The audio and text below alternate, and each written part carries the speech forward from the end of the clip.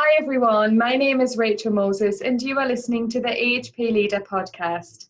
This podcast series is the listening and learning from our LGBTQIA+ community, and tonight I am delighted to be joined by a panel of wonderful gay men.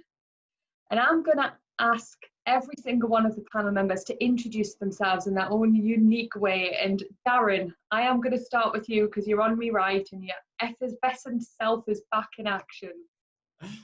Oh, thank you, Rachel. Yeah, I am back in action. Hello, my name is Darren Brown. I am a cisgendered gay white man with preferred pronouns he and him. My heritage is mixed English and Irish. I live in London, and my professional identity is I'm a physiotherapist, and I provide rehabilitation for people living with HIV and/or cancer. Thank you, Darren. You're getting like a little pro at these now, aren't you?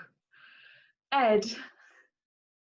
Hi, I'm Ed Sum. I'm cis male. I'm Chinese. I live and work in East Anglia, and I'm an occupational therapist specialising in neurology in the community.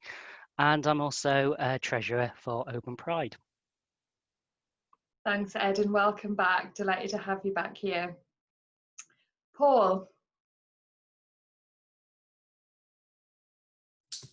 Hi, my name is Paul Rees. I am a cis gay male from Birmingham. I am a chronic pain clinical specialist in Birmingham. My pronouns are he, him, and I am a local CSP steward. So, hi, how you doing? Thanks, Paul. Ooh, I don't think we've had a CSP steward on here before, so welcome. You were first. Thank you. Jack. Hi there, I'm Jack. I'm a cis gay white male. I'm also a physiotherapist. I'm a rotation physiotherapist based in Reading. Thanks, Jack. And we've got two Jacks, so we're going to move over to Jack H, as I've now named him. Jack H. Thanks. My name's Jack Kolroyd. I'm a senior physiotherapist for Connect Health. I work with people with MSK conditions in outpatients. I'm a cis gay male, born and raised in London, and still working there. And pronouns, I usually use he and him. Thank you, Jack H. And Rob, last but not least. Hi, I'm Rob Workman. I'm an occupational therapist and cis gay man. I'm currently working in Swansea Bay University Health Boards in South Wales, where I'm living, and I'm Deputy Head of Service, so working in a management role.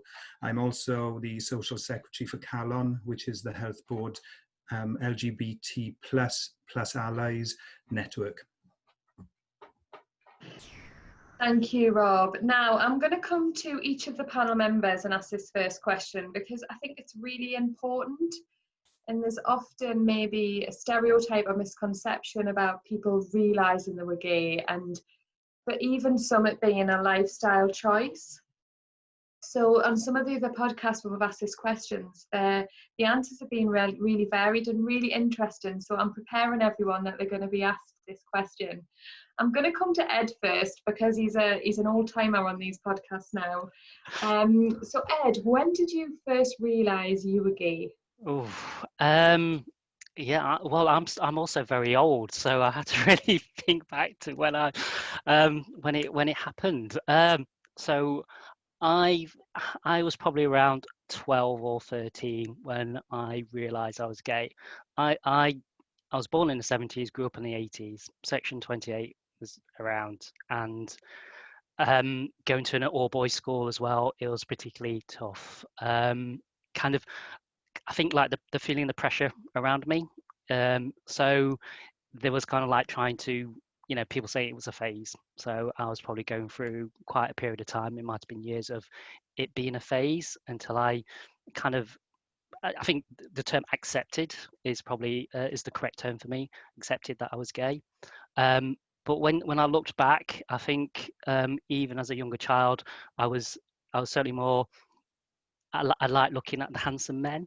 And I would certainly remember in being in primary school. I don't know if anybody remembers watching Mr. Ben.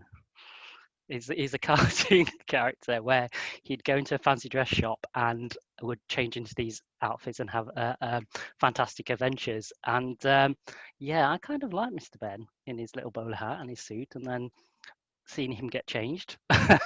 So actually, I think, yeah, there's a lot of things when I look back at my life, and speaking to other people who, you know, people of my generation who are gay, actually, they kind of knew when they were younger that they were gay. We just didn't have the term for it. It wasn't an issue. It wasn't kind of sexualized until probably around puberty and going to school, and then turning up for lessons and having to learn about sex and how to put a condom on, those kind of things. Yeah, and there's been lots of other interesting incidences about coming out and things like that, but I remember coming out when I was probably around 16 or 17, and that was quite empowering. So yeah, I think my confidence as being a gay man, I was probably luckier compared to some people. Not smooth sailing, certainly not, but I think, yeah, I accepted being gay as a teenager and coming out at an all-boys school and generally being welcomed for that as well. So quite empowering. Wow, that is quite young, isn't it, for your era, thinking back, and absolutely must have took some courage. And it's quite a common theme you've related to your childhood years and either a cartoon character. I mean, I relate to that because I was obsessed with She-Ra. Like, I was so in love with She-Ra. And for me 40th birthday, which was just a couple of years ago, obviously, I dressed up as She-Ra, and it was like a lifetime dream come true. So has anyone else got any similar experiences? Let's keep on the kind of childhood theme, maybe seeing something on the TV or a role model. Darren, coming into you then, Rob. I'm really pleased you asked this question, because it had me thinking, because you gave us the questions in advance as well. And the reason it really got my juices thinking is because I don't know I've actually ever been asked that question. The question is always, when did I come out? And then when I was thinking about it, it made me realise that I could separate it into two things. So the first is when I first noticed same-sex attraction.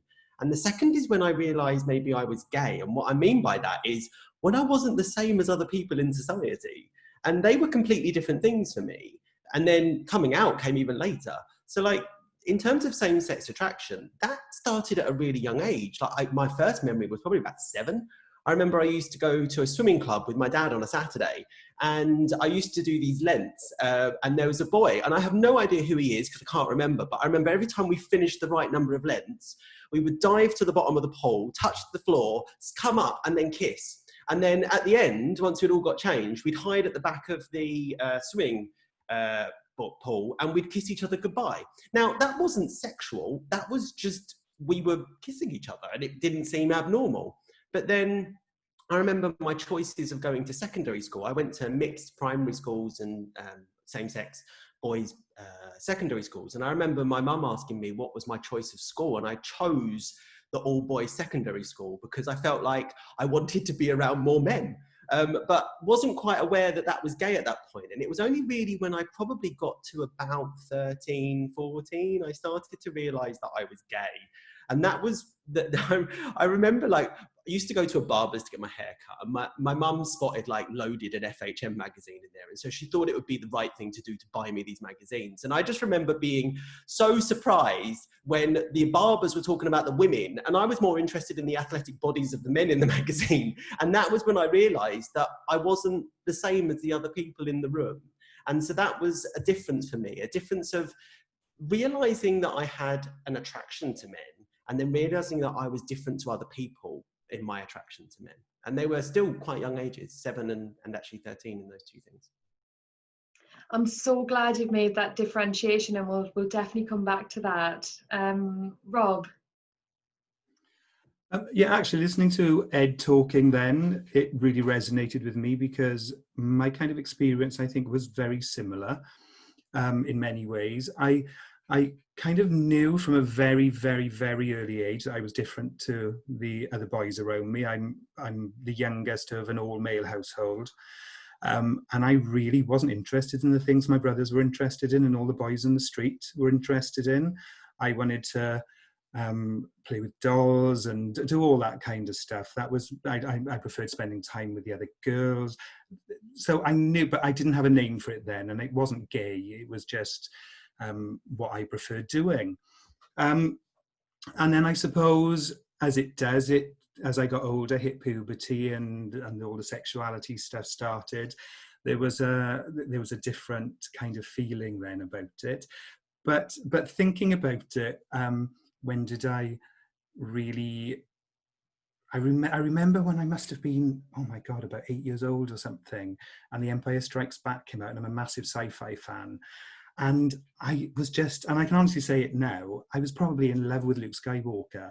I had posters of him everywhere. And it was just, and it wasn't just, I liked Luke Skywalker. I thought he was amazing. I just could sit and look at him all the time. And looking back, that's probably the precursor of the first time I actually felt some kind of attraction to another man, maybe. But again, not in necessarily a sexual way. I was only about 8 years old, whenever the film came out.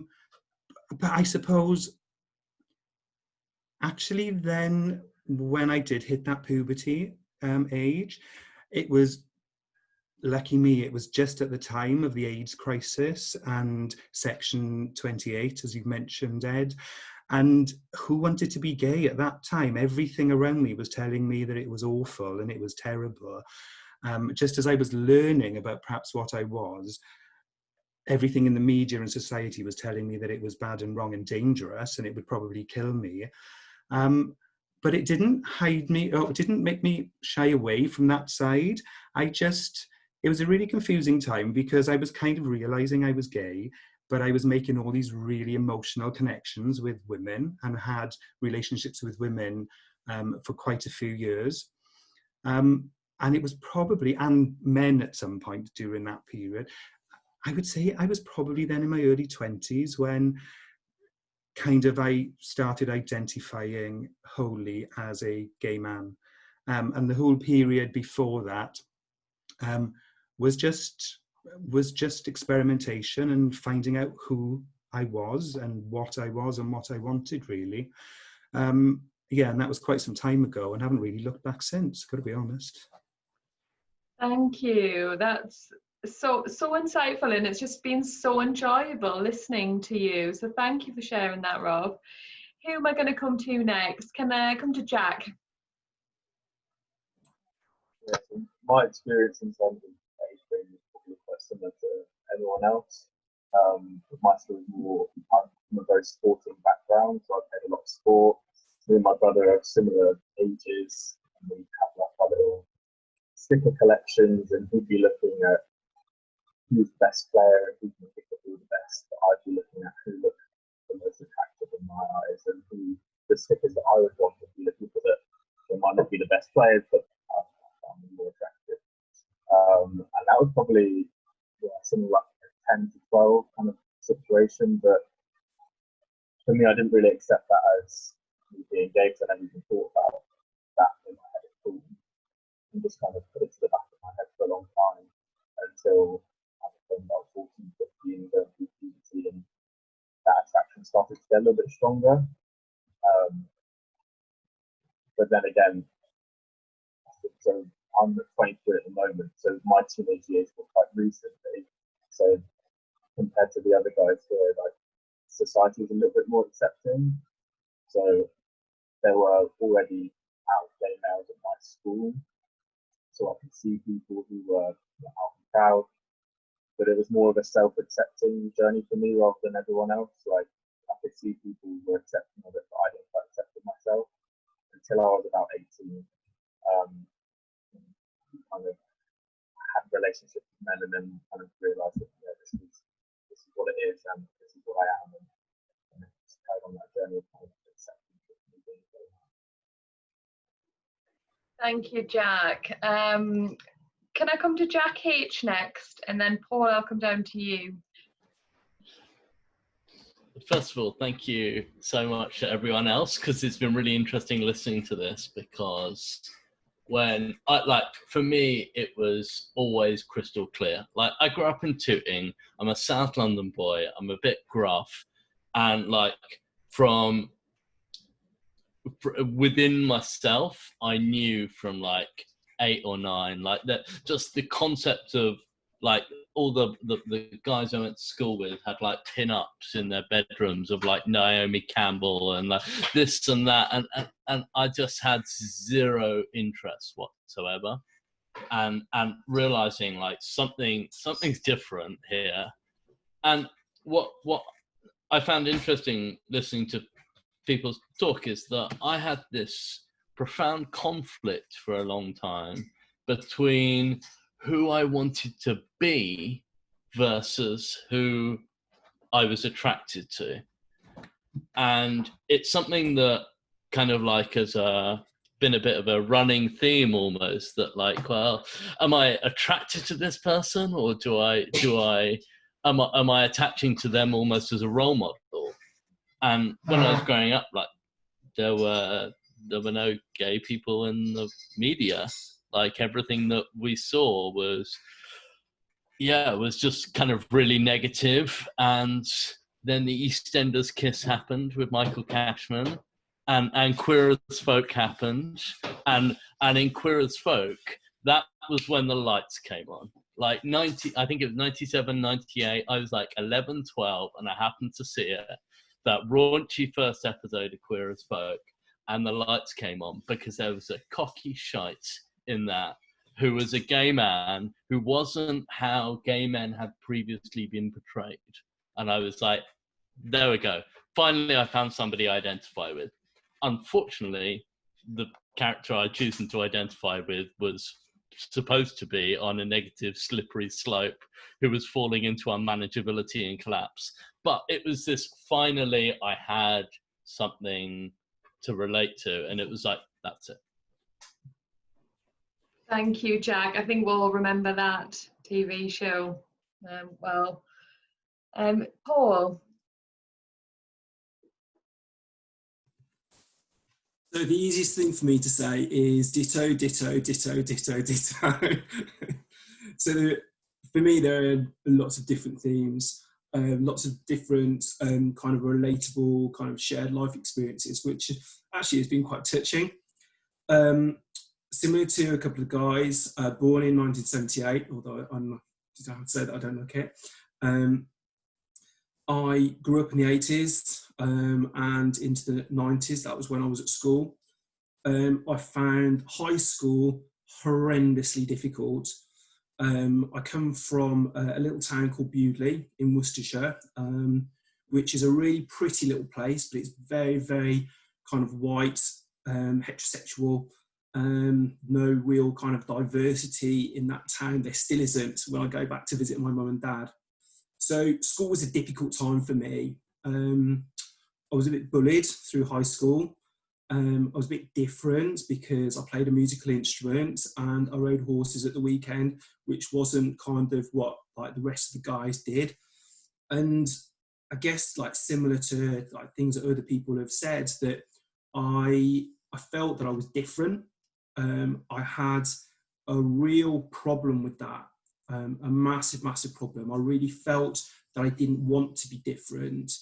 I had kind of questioned my had questions about kind of sexuality, but similar to other people, didn't really have the role models in the media. The kind of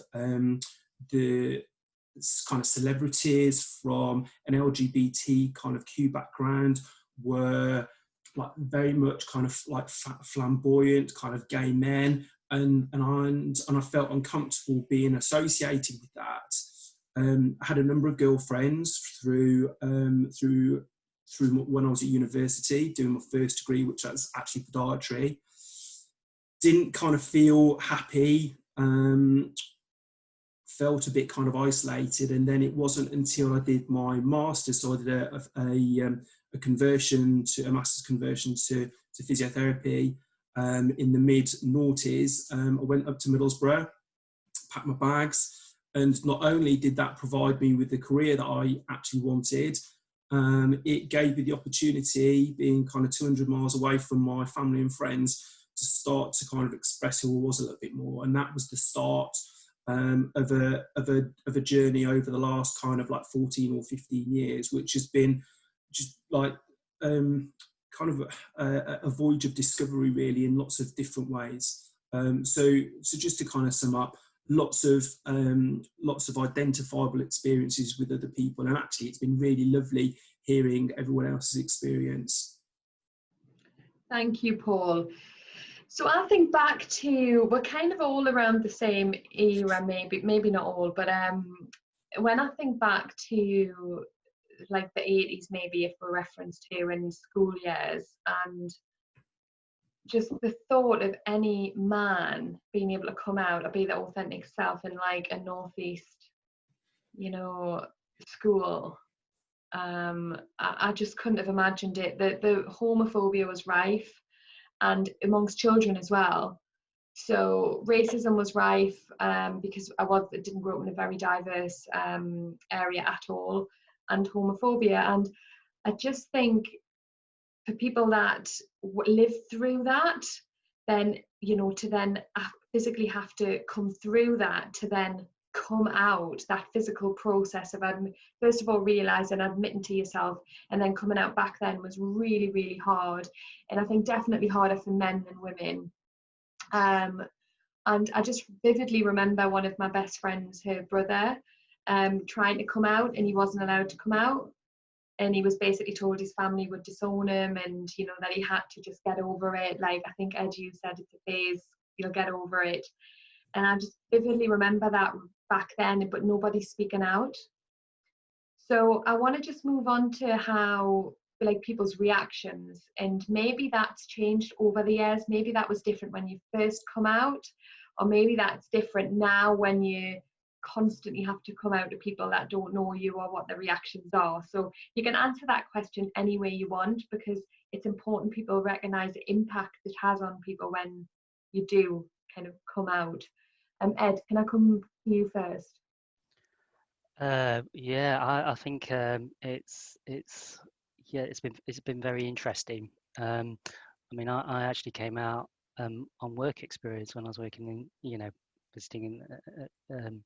Actually, yeah, I'll tell you this coming out story, because it's like, but then it's So yeah, I was on work experience, so probably about 17. I can't remember. It was after my GCSEs, or just after my first year of A levels, and yeah, just working in a hospital thing, just trying to get some kind of experience. And I was kind of with kind of on the reception bit, and I was just visiting for a few hours doing a bit of work, and the person asked me, so what do you want to do when you grow up, when you're older?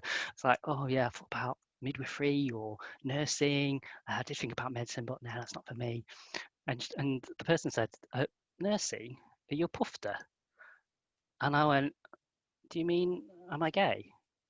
And I said, yeah, I am. And we didn't really talk much for the rest of the kind of the shift. And at the end of it, she apologized. I'm really, really sorry for kind of saying that to you. And I actually said, actually, thank you, because that's the first time I've come out to anybody. So it was to a stranger, but actually that then gave me the confidence to kind of come out to lots of different people. But I think it was that kind of attitude of you know, coming out of the 80s, it was in the mid 90s, of, you know, there were a lot of Sun readers. You know, my parents got the Sun for the, yeah, because we had a Chinese takeaway, so a lot of the customers would read the Sun, and that was a popular paper, so it had that kind of negative attitude. Coming out to my parents was not such a great experience, but I'd had to do it 3 times. But I did it 3 times. Mum didn't accept it for many years, even after meeting my partner. So that was difficult, and did actually, you know, cause a rift between myself and my partner for yeah, it was an issue for, I mean, we've been together 21 years, but it was still an issue. And you know, it's difficult. And my mum, actually, she passed away coming up to 10 years ago, and before she passed away, she finally acknowledged me being gay in front of my family, and that was difficult, and she never ever said, she could never say to me she regrets how she treated me and for all those kind of years, but she would say that to my cousin, and my cousin then told me, interestingly, at my dad's funeral, that my mum had regretted everything that she had done towards me. In terms of school, yeah, I came out on a kind of on a field trip. There was so that was quite interesting. Coming out in the dorm, it was like kind of a bit of a comment about somebody that I thought was quite attractive, and somebody said, "Oh, are you gay?" I said, "Yeah, I am. Good night." But that was quite nice, because not many people, I still had my friends. Somebody did kind of say, "Ed, are you sure you're gay?" Because they'd had an experience when they were younger and wanted to change my mind. It's like, no, I'm definitely gay. I had years of this. In my career, it hasn't been so bad. I mean, I would say that I haven't been totally honest. Depends on how people ask the question. I would honest, I'd say, if you've got a partner, yes, I have. But I wouldn't necessarily always give details. If somebody probed a little bit more, then I would be thinking whether I would give more information. Generally, it's been quite positive and okay, but I think also having that confidence that I was in a long-lasting monogamous relationship kind of gave me that kind of confidence as well, and I think it surprised people that I'd been with somebody for so long, really, and I think that whether that made people go ooh a little bit, and there were people who'd I think people thought I was quite straight acting, so people would ask, whether I was courting. I remember one situation when somebody asked if I was courting, because there was a field member of staff who was kind of interested in me, and I think I've had a few of those questions over the years as well. But being honest, I think they would like, yeah, they haven't really reacted badly to that.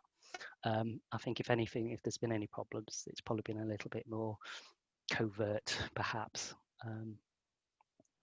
Yeah, I'm not sure I've answered your question, no, really. You have. You've answered it beautifully. Thank you so much for sharing that, because some of that was quite personal as well. So thank you.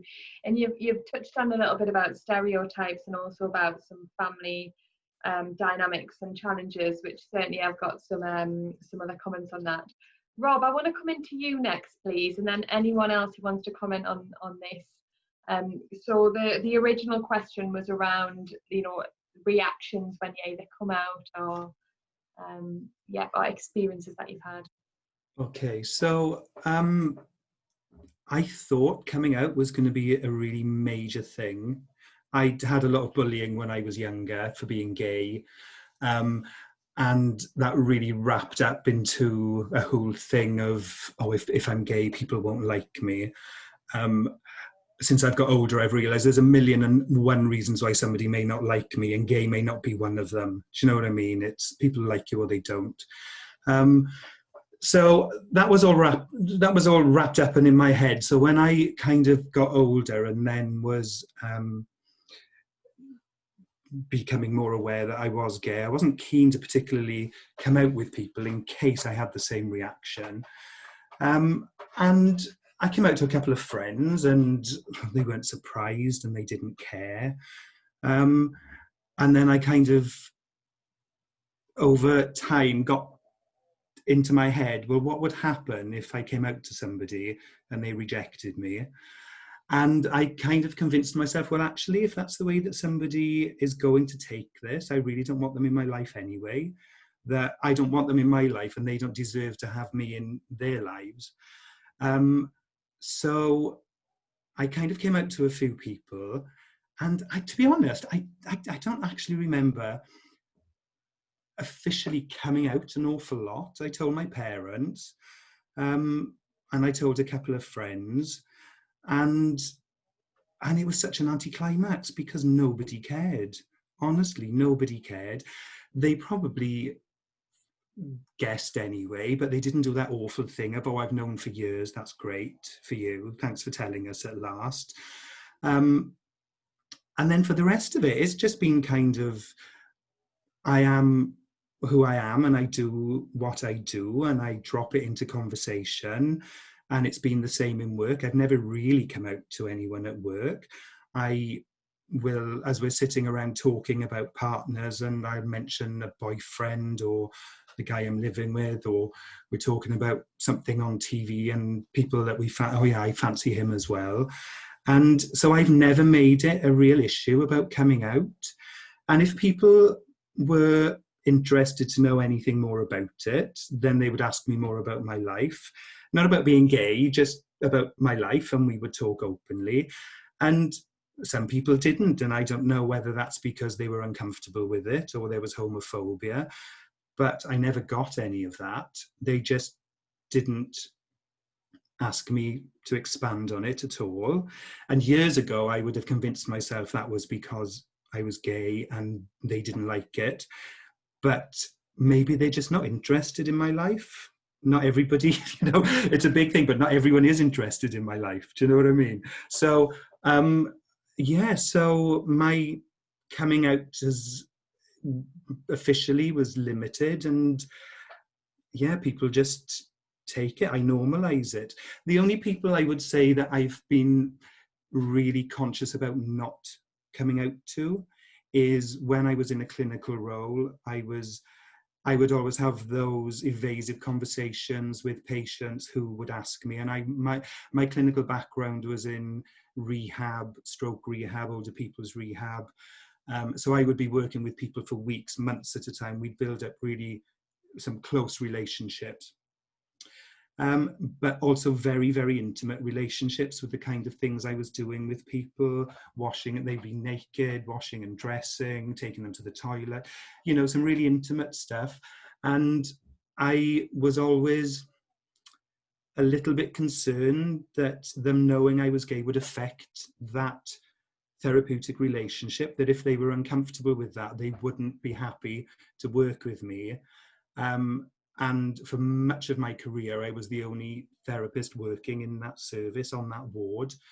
And I just didn't want to put a risk to that, to their recovery or to our relationship by doing that. I'm sure I probably overthought it. And if I'd mentioned it, it probably would have got much the same reaction as every other time. And people either just ignoring it or really not caring. So yeah, I mean, I've been very lucky that I suppose I surround myself with people who are open-minded and like-minded. I'm very lucky that my whole family really haven't had any kind of issue with it at all, my extended family. Yeah, it's been, I know that's certainly not the experience of many people, but I've been lucky, and I kick myself now because I convinced myself it would be a negative thing and I'd be having negative reactions from people. And I should have known better. I should have known them better and given them more credit than I did for their reactions, really. And I feel bad about that. And I want to kind of move on to anyone's experience of feeling vulnerable or you know, judged because of their sexuality. Darren, coming to you first, and then anyone else. I think what's really interesting with that is I think there was elements of kind of bullying and oppression even before I'd come to terms with my own identity. So, you know, I was born in 1983. Most of my schooling was through the 90s. You know, Section 28 was still live and well. And any homophobic bullying in school couldn't be addressed. And so because of that, when I was sat in maths class and the boys behind me decided it was appropriate to scream queer at me repeatedly until I got upset, I was the one that was sent out of the room and I was the one that was made to go to detention. And it was just a repeated story of that at school. So like others have echoed, you know, school was just shit. And it's because, one, you didn't really understand who you were. And then when you were getting to understand who you were being bullied for that as well. So it was just nasty, really. But you know, when kind of sixth form started, and then after that, and you got to grips with who you were, and you know, there's all the coming out stories. But like, my experiences of adult life has been different. You know, there are still experiences whether it be like micro traumas or just, you know, some aggressions. You know, you've been shouted it in the street, that people threaten you with violence. But the main way that I feel vulnerable is because of those past experiences where I now don't do things because of them. I do not kiss my boyfriend in public. So for example, when we leave the house and we go to the train station, he already knows there's no way I'm kissing him once we've left the flat. I don't kiss him outside the train station to say goodbye. I will not hold my boyfriend's hand in public because I just get this sense inside of me that what if someone doesn't like it? And that is just a real thing inside of me. And what I found really fascinating is I thought that was me until the LGBT survey came out. What was it, in 2017, 2018? And that was reported by a huge disproportionate amount of LGBT people where feel unsafe to hold their partner's hand in public. And so for me, I think that it's the experiences of childhood and early adulthood of that victimization and bullying and constant microaggressions that makes me still feel vulnerable today, and so that I withdraw those potential elements where I could be made to feel even more vulnerable. So sad, Darren. Paul, coming into you then, Jack H. Yeah, I just want a couple of things that people have said really that that resonated, and that's about the bullying. And I think that for me, like I am acutely kind of emotionally aware of kind of dynamics, and I think that comes from being bullied. I think that your anxiety is a protector, and it makes you acutely aware to kind of social situations. I feel vulnerable. But I don't know where that vulnerability comes from. I don't know whether or not that's because that I was bullied at school. I haven't been bullied since school. But equally, there are times in my professional career which I have felt vulnerable, and I don't know whether or not that is because of sort of microaggressions against me through periods of time, or whether or not that I don't know whether or not that is because of my sexuality or because of some of my lived experiences. But I definitely feel that kind of vulnerability in the same way that other people do. Thank you, Paul. Thanks for sharing those. Jack H. Thanks. I've been really kind of like emotionally like holding this here because something that my mentor said to me that kind of changed everything about how I view myself within physio. Kind of goes back to what Rob was saying about kind of holding back that part of yourself. And my mentor said to me that if you don't bring your whole self to the clinic room, you're doing yourself and your patients an injustice. And it kind of really hit for me. And what Darren was saying with kind of saying you're not happy to hold your partner's hand, it kind of all came together because before I came out, I was in fear all the time, in fear of the consequences. Everyone else could see I was gay, and I knew I was gay, but when they said at school, "Are you gay?" I was just like, lie, point blank. And they're like, "Look, we know you're gay." And I was just like, no, just not interested. Leave me alone. You go over there. I'm going to be here by myself. And then when I came out, finally, and accepted that, you know what, I've got to do this. I basically got the shit kicked out of me at school. Largely for that denial, I think. Well, largely because kids are dicks. But yeah, that denial was so powerful of just lying to other people to protect myself. And when I finally came out, I kind of left school. I left school very young. I had behavioral issues, and I kind of felt nobody, for one, in my head, something clicked, and I said, nobody should have to go through what I just went through. And I swear to God, I will work until I drop to make sure that other people don't have to go through that. And this was like, I was 15 at the time, and I was like, no, this is it. This is my life's work. And point number 2 was, I'm never going to hold back who I am for somebody else's comfort ever again. I'm never going to sacrifice a piece of myself for the benefit of another person ever again. And what that then means is that when I was 15 years old and I met my first boyfriend, you know how it is at 15, and I held his hand, that was a political act. And when I kiss my partner in public, to me, that's a political act. And it dawns on me whenever I see straight people kissing, holding hands in public, that to them, they couldn't possibly consider that a political act. Yet for us as LGBT people, that is forced upon us by society. I'll try not to get too political high horse here, but yeah, it's something that having to say, actually now I live in a nice area and I have a nice flat and I have a beautiful boyfriend, and when I hold his hand in public, to me, it's still a political act. But to everyone else around me, they don't give a shit. There's 10 other guys and a group of lesbians holding hands on the high street, and straight kids holding hands on the way home from school, because it's okay now, apparently, for men to hold hands with men, regardless of sexuality. And I feel like that is such a powerful thing, living in Camden, basically, which is queer central, and it's such a powerful thing, but it is still political to me. I can't turn that off. Wow, thank you, Jack H. Now, Jack, I'm coming down to you for your comments, and then I'm just going to have some seed planters after that. Thanks, Jack.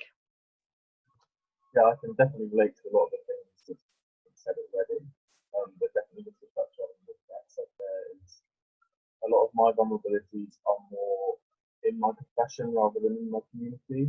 I think because I surround myself by the community a lot, and my experiences when I was younger was with a lot of acceptance rather than rejection.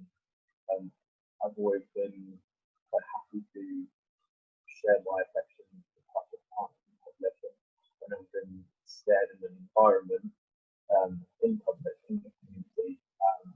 Whereas at work, like as a rotational member of staff, when I go around the hospital, I'm meeting new people every 4 months, like massive team of people who I've never met before. And there's that scared of their reaction with a professional relationship, where a lot of my vulnerability is told because that can affect not only my relationship with my job, but could potentially affect the care of my patients as well. And if someone doesn't want to work with me in the way that we should do as an LGBT. But I definitely feel that the community has given me a lot of confidence in myself to share my sexuality and just my personality with everyone in the community.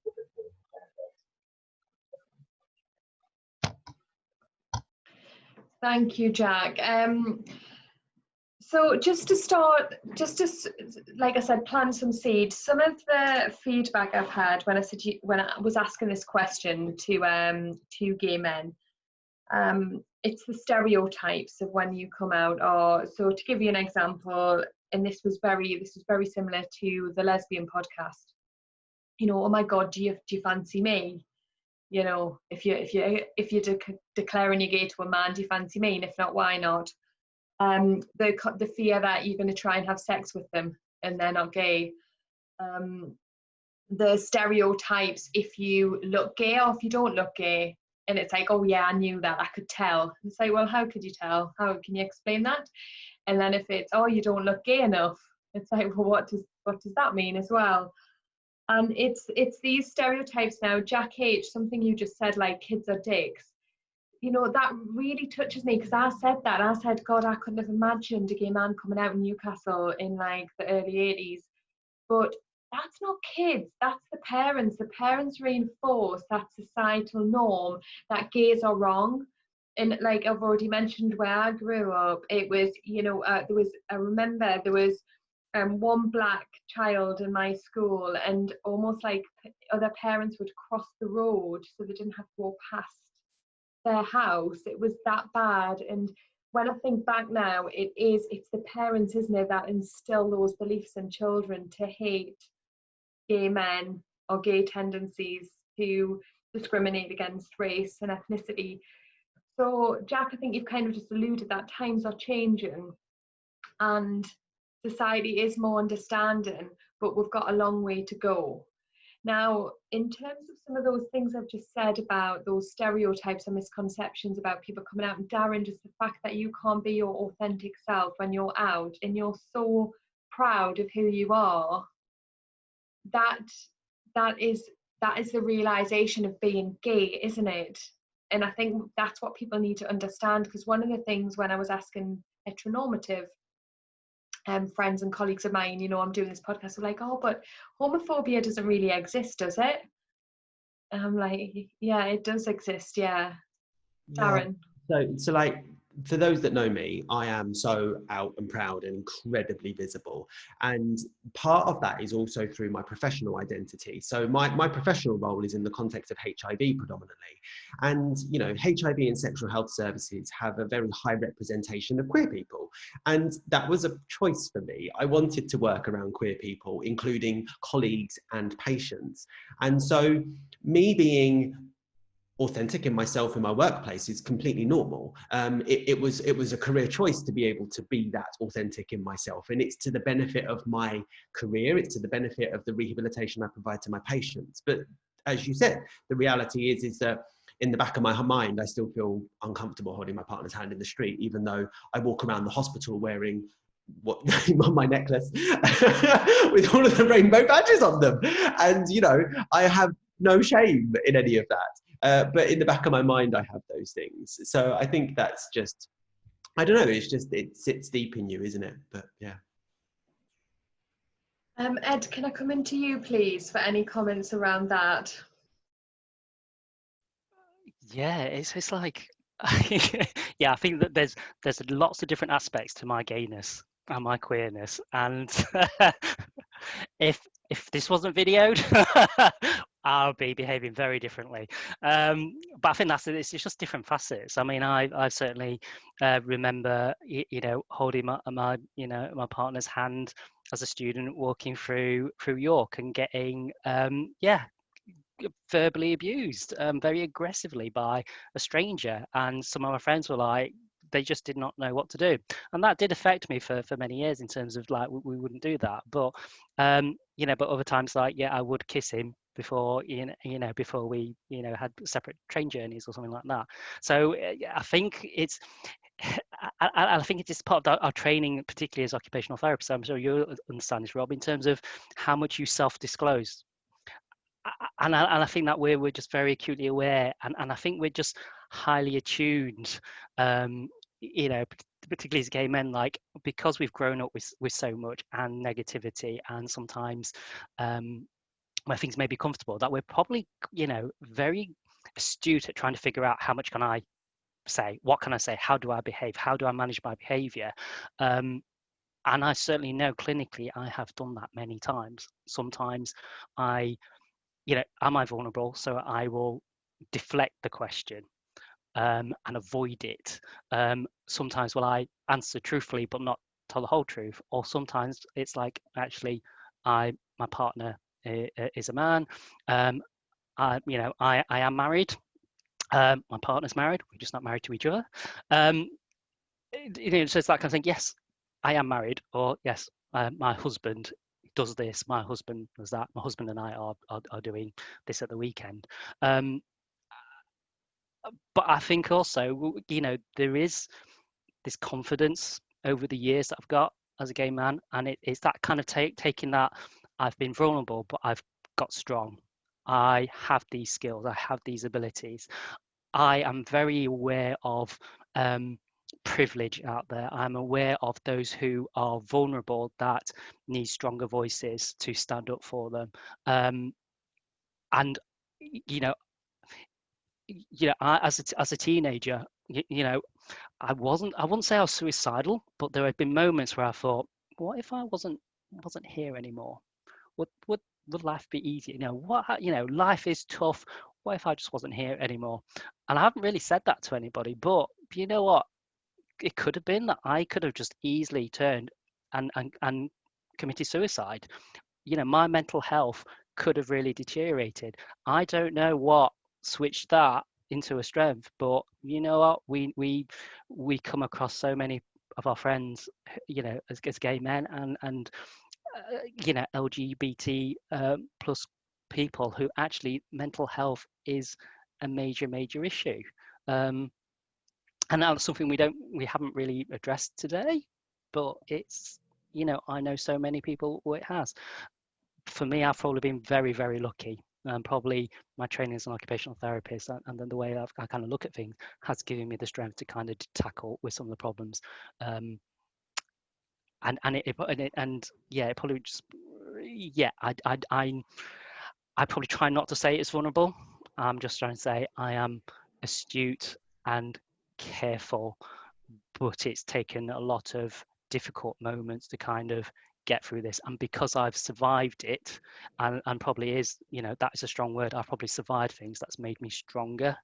But it could have gone the other way very, very quickly.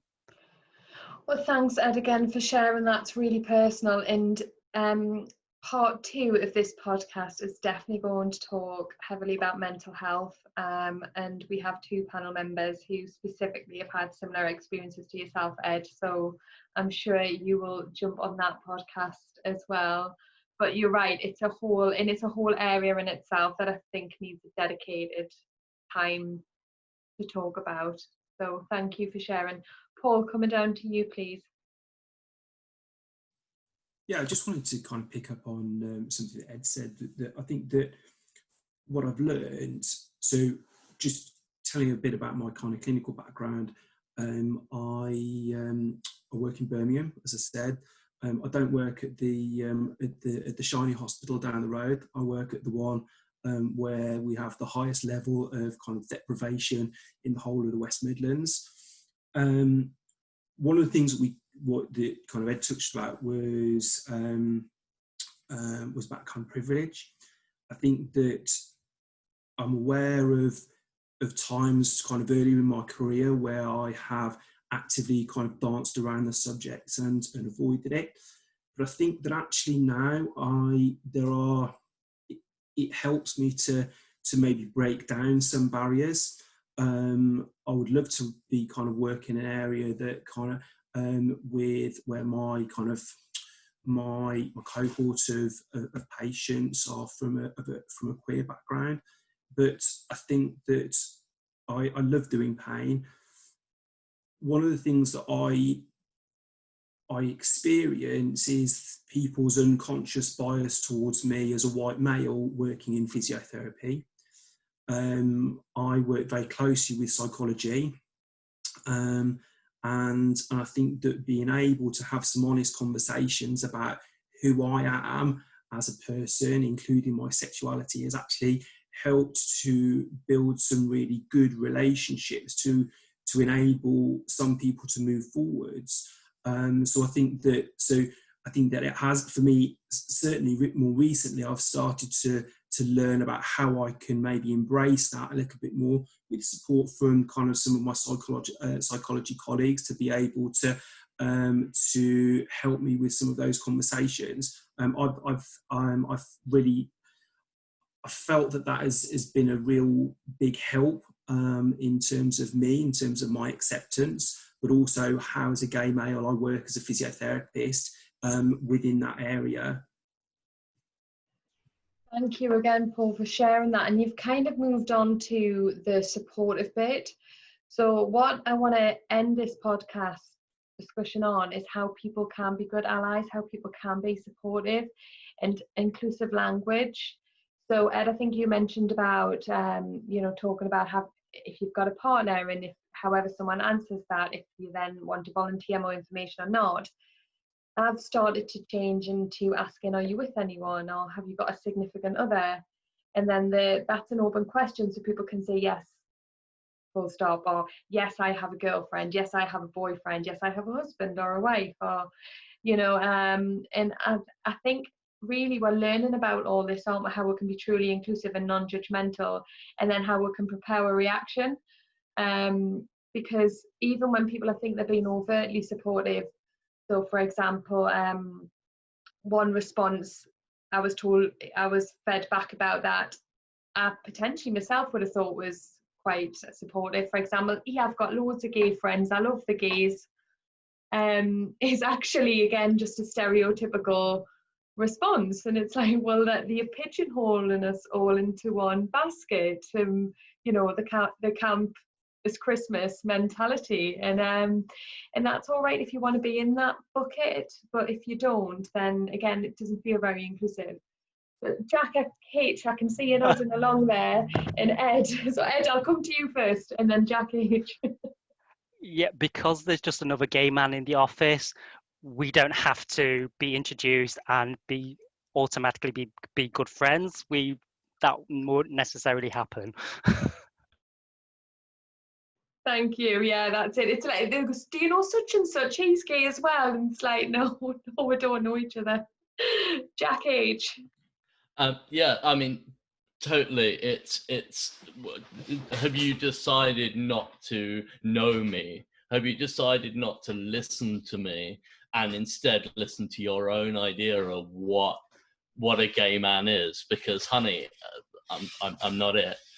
And whatever I find it so problematic when people kind of make these assumptions, because in doing so they steamroller my personality, they erase my personality in order quite often to try and make me feel comfortable in those situations where actually we need to see the whole of somebody. I'm not just a gay man, I'm a whole load of other things. I'm an intersectional mess, and not nearly as intersectional as some other people. And I mean, from a kind of what can allies do? Like, I think that recognizing intersectionality is one of the most important things, where we go, well, I'm a gay man, but when I see my trans friends being attacked in the media, that adds to my trauma. When I work with BAME people, sorry, I was about to say BAME, and I recognise that LGBT BAME people suffer so much more, and it's one of those things where, as an ally to LGBT BAME people, the best thing that I can do is point to them and then shut my mouth, and actually be able to effectively use my privilege as a white man to highlight and champion people who are less privileged than myself, people from working class backgrounds, people from Black and multi-ethnic heritage, people who are trans, people who are wheelchair users, the kind of people that society generally prefers to ignore. And yet I always say to the guys that I work with, never underestimate the power of a white guy in a shirt to do things, to get stuff done. And if you turn up and wearing a shirt and then go, listen to him, it's a hell of a lot more powerful, and we can use that privilege effectively. I've been very lucky working where I do to have, one of the reasons I went to work at Connect was, as a student, I looked around and kind of thought, well, who in my placements has recognized what I have to bring and champion that? And I found a lot of places wanted me to sit down and shut up and toe the line until I knew what I was talking about in physiotherapy. And what I found in Connect is for them to say, actually, this is a real passion for you. We want you to lead on this. As a six, we want you to lead on this nationally. And that's an incredibly powerful thing for me, to be able to be supported and uplifted and know that a consultant somewhere back there 5 miles behind the line egging me on and pushing me forward, rather than telling me to just sit down and shut up. What most Oppression. people do. Yeah, that's called oppression, isn't it, Jack H? That's what that is. Rob, can I come into you, please? Yeah, sure. I suppose, I mean, my own experience of being in work is that I'm lucky enough to work in an organisation that is very inclusive. It did a lot of work quite a few years ago, and did a lot of co-production with staff and with service users, with communities, about what is our organisation, what are we for, and we came up with values of what our Swansea Bay University Health Board is, and that's and there were three major values: working together, caring for each other, and always improving. And they are three things that run through everything that we do in the organisation. And that has given us a lot of scope and a lot of support to develop a network. It's an LGBT plus network. It was started probably about 4 years ago by a couple of diverse people within the health board, a nurse, a GP practice manager, and somebody who was working in like learning and development.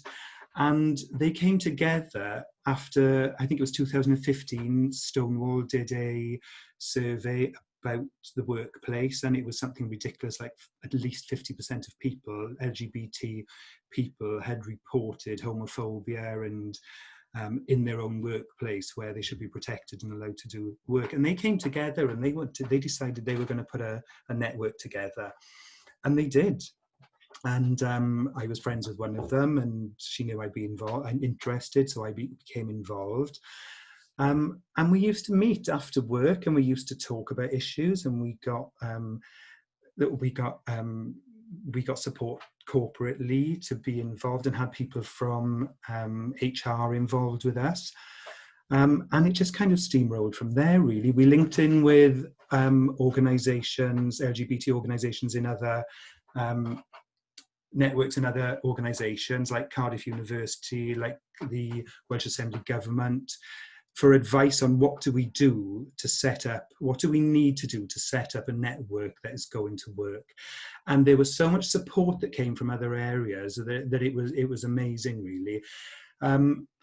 And things were going pretty well. And then we had, a few years back, we had appointed a chief executive who is an out lesbian, very, very open about that.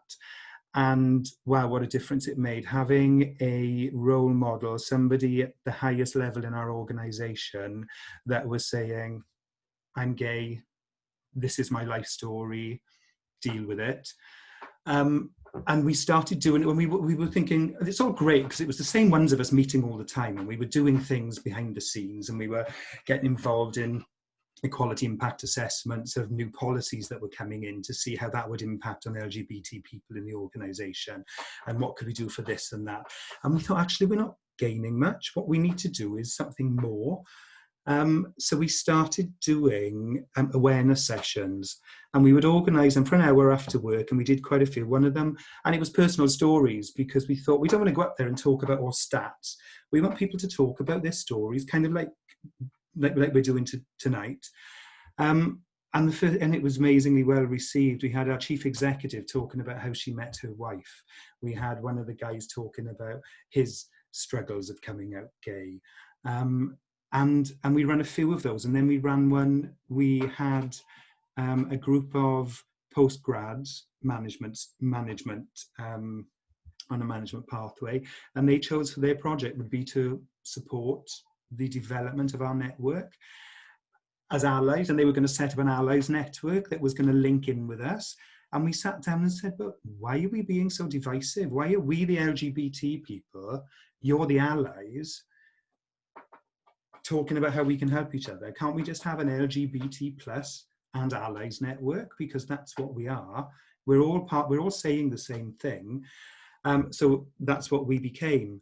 And we've done allies events as well, where we've had straight allies stand up and talk about why they do what they do, why they're involved with us, why they think it's important, even though they are cis, straight men and women, why they feel the need to speak up about the inequalities that they see around them. And it's been fantastic. We managed to get monies with the rainbow lanyards. So it seemed like a little thing, and a lot of people don't like that kind of thing because they see it as too political, coming into a hospital.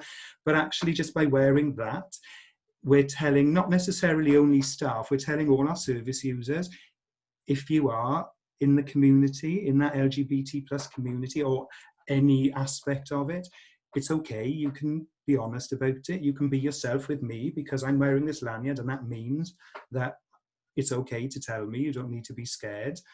And it's been really good. I suppose the most amazing thing that I found about it, being social secretary for this network, so organising different events for people to come to, that it was generally the ones going to the events were the ones that were on the network panel. It was the same ones of us, and we were all friends anyway. And it kind of hit us one time that we don't need to have social events for LGBT people to connect, because we're at a point in history, in society, where generally they're doing it anyway. They're not living undercover anymore, where we have to all get together because we're part of this LGBT network club. So my role is a little bit defunct in that respect, because fantastically, people are doing it anyway. What they're coming for is for support and to find out what they can do to develop things in the workplace. What can they do to make things better for service users, better for their colleagues? They're not coming because I organise a film event for LGBT month, or there's an Iris Prize festival in Cardiff, which is a film festival, and we're all going to go up there on the train and have a couple of drinks and have a nice night. They're not interested in that. They want to come and actually have a talk about what are the stories of people and what can I do to stop this happening. And it's fantastic. It's a really positive thing that has gained traction, and I think it's so important, just those little things like the rainbow lanyard, like having a sticker with a flag on it, like Cardiff Pride every summer. The whole of NHS Wales coordinate, and we get together and we walk en masse in Cardiff Pride, all the different agencies together, and it's so humbling to actually realise that we're just a group of people doing one thing.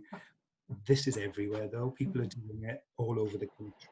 I think you've just give like a million examples of how people can actually be inclusive, and I'm so glad you touched on the networks, because the networks are important to people, because feeling part of a tribe or feeling part of a community is really important when you are often excluded. And the network can often give support for people who aren't visibly out at work as well.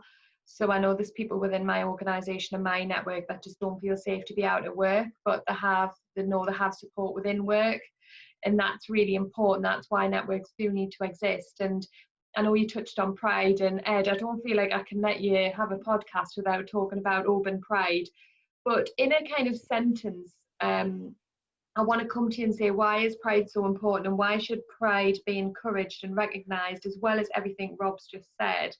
And then just to give everyone a heads up to finish the podcast, I'm going to come round to every person just for a final thought, anything we haven't discussed or any points you want to get across. And Jack, I'll be coming to you first, so just so you can get your thinking hat on. Ed, Open Pride.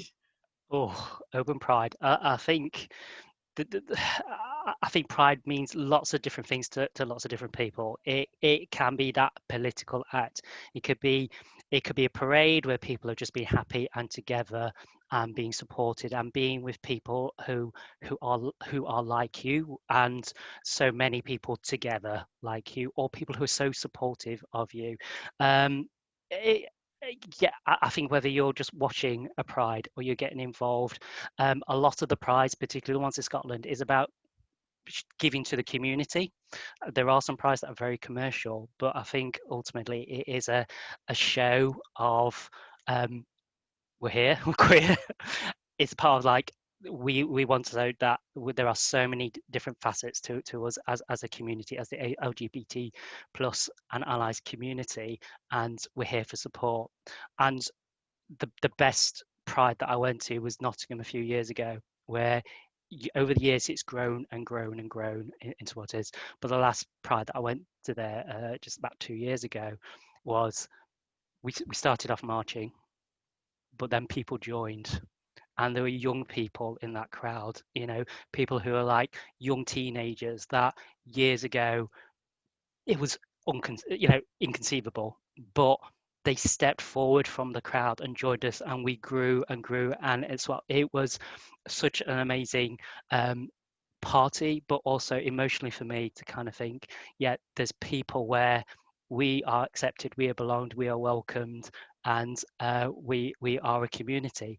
And I know that not everybody would be able to attend it, but knowing that there's my colleagues who are there to support me as well, and so many other members of the community, it was a nice moment really, and to kind of feel like you're not alone. Thanks, Ed. Jack, coming into you. For me, it's just, although everyone has their similarities in their journey, I think everyone has their set differences in the way that things go, and I think people to be supportive shouldn't be afraid to ask questions either. I mean, definitely be respectful, but in order to develop the understanding of the supportive, education is very important for both sections here. And I think by asking questions, it's going to help people feel more comfortable in that situation as well. I definitely found that, especially when I came up to my parents, they weren't very accepting of food to begin with, but through the education of myself and them asking questions to me, like, they're my biggest support now. And that's more belong into anything. I've always found that with anyone else who I've come across, the more you educate them, the more they understand what you've gone through and your experiences, the better they can support you.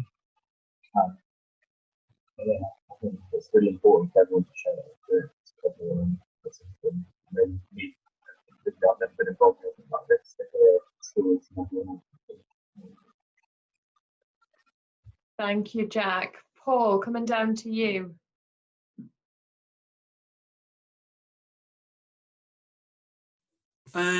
I guess that like the first thing is that I feel quite privileged being able to sit and listen to other people's stories. Similar to what Jack has said, is that there are similarities, there are a few similar themes, but I've really enjoyed this evening.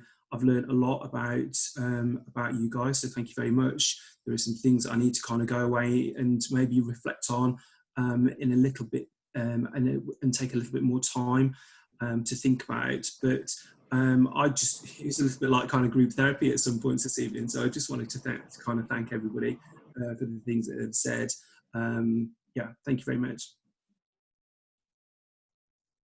Thank you, Paul. Jack H, coming into you. There we go, now it's working. This has been a really kind of engaging and an exciting thing to be a part of. I'm really glad to have been here.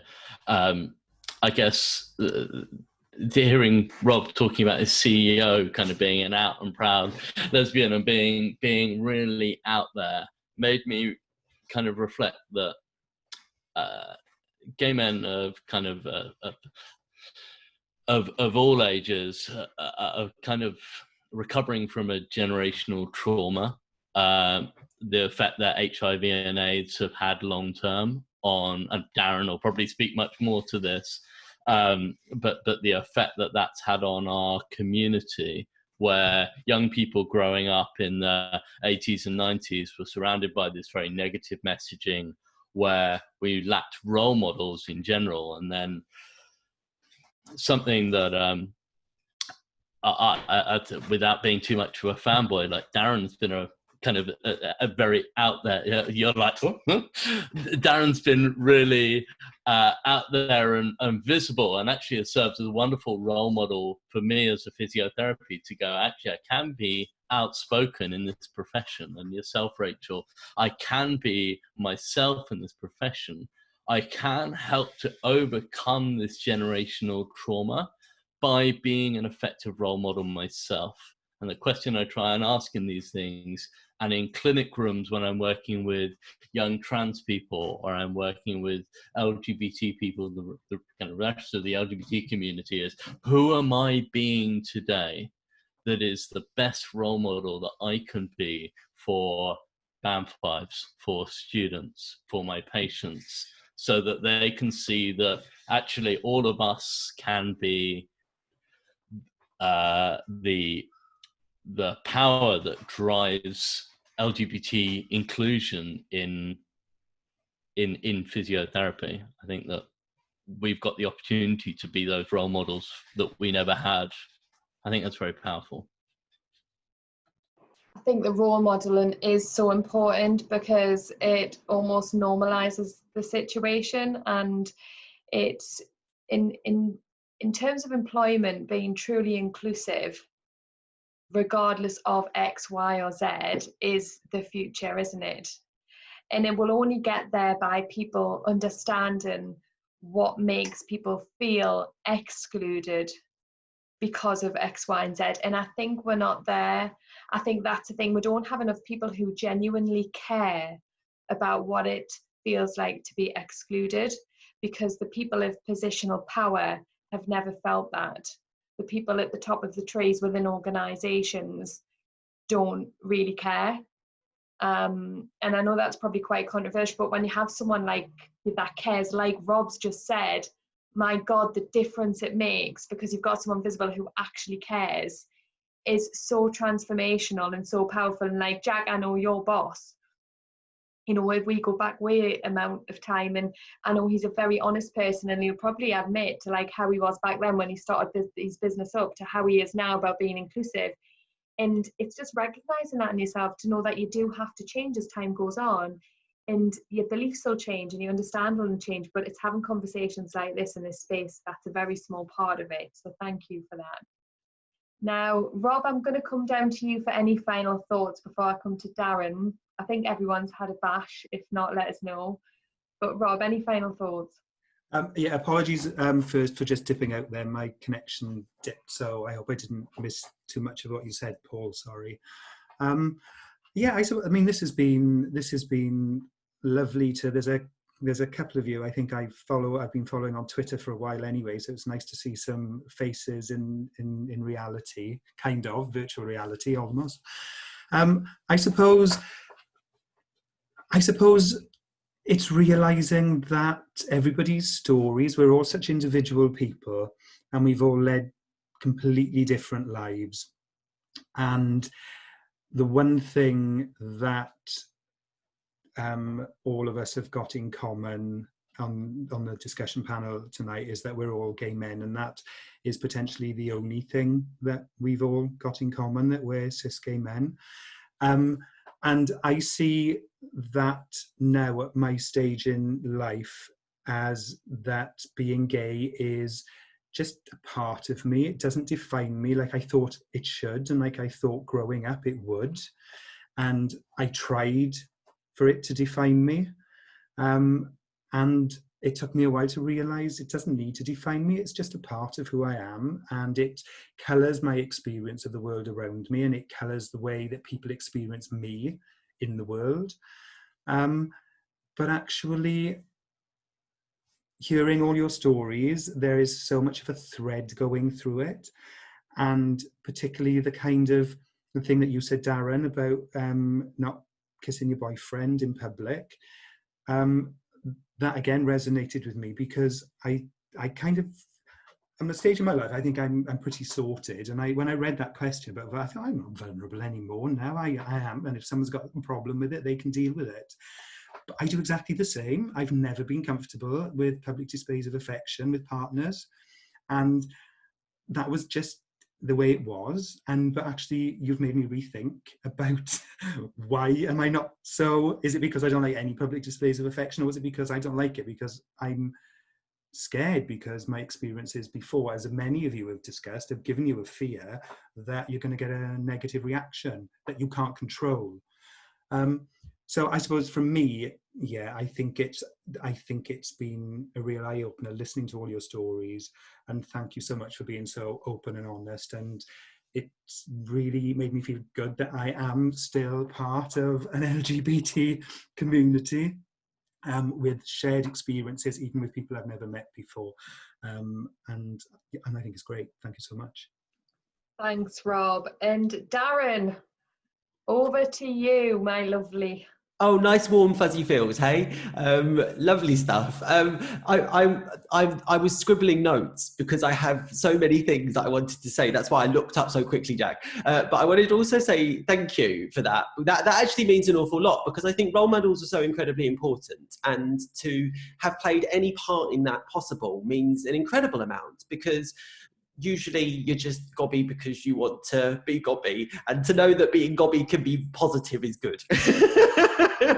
But also on the point that you raised about generational trauma, I'm not going to pretend that I can give justice to that briefly, but what I am going to do is make a recommendation, which is, if no one has ever seen the play The Inheritance, I 100% encourage you to watch it, find it somewhere online, because that is exactly the trauma that has been inherited by a generation. And even to this day, if we think about the implications of online dating, chemsex, and everything in between. But I wanted to come back to the point of allyship. And the reason being is because, for me, I think that allyship is actually a universal opportunity for everybody. Because no matter who you are, where you're from, how you identify, your background or your identities, there is a way for all of us to be an ally against different systems of oppression or inequality. And Stephanie Nixon, who's a physiotherapist, has done some amazing work, and she's recently published, I think it was last year or the year before, a model, the COIN model of privilege and critical allyship. And I think at the bottom of this, hopefully we can put a link to that. But it's so powerful, because I think a starting point of being a good ally is recognizing that you can, one, be a good ally, but recognizing that potentially you might be part of a system of privilege. And unless you recognize that system of privilege, you may not be able to hear the voices of the people that are oppressed. And so I've learned a lot through this year with Black Lives Matter.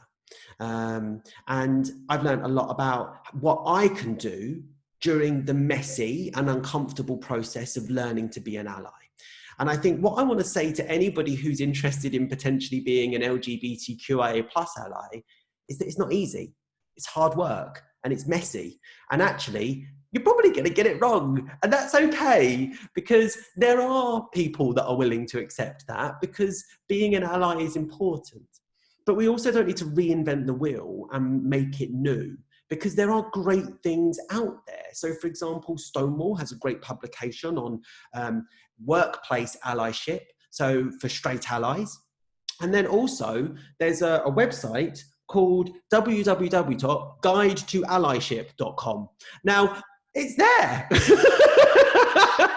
So we don't need to reinvent it. We can go to those resources. But the point is if we can recognize that all of us at some point of our lives are part of a system of privilege because of the systems of inequality that exist in society, we can make the strides to start to listen to the voices of the people that may be oppressed within that particular system of inequality. That could be racism, that could be sexism, that could be ableism, that could be homophobia, that could be all of the different isms. They're all there. There are many of them. But if we can recognize our places on the top of the coin, within that coin model of critical allyship, we can then listen to the voices of those that are oppressed and actually be a critical and supportive ally. Wow. And on that note, I just want to thank everyone for their contribution to this podcast. This is a part 1. Like I said, there's going to be part 2, maybe part 3, 4, 5, who knows. It can go anywhere it takes, where there's so many conversations to be had. There's so many truths to be heard, lived experiences. And only by doing that can we truly start to understand not only lived experiences, but why homophobia continues to exist in our society.